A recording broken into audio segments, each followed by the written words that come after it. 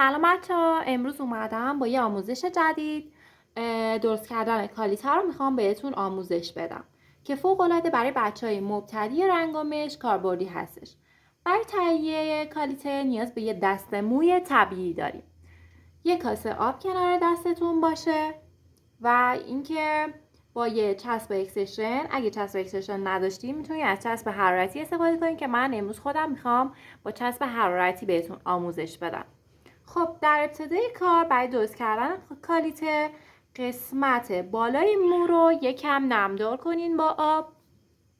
بعد چسب حرارتیتون رو بردارید و قسمت بالای مو رو با چسب کامل یکی کنید. بعد چسب حرارتی رو داخل کاسه آب بزنید. بعد با یه دستتون قسمت بالا رو کاملا فیکس کنید. بقیه اضافی چسب رو با قیچی ببرید. اینم آموزش کالیته امروزمون.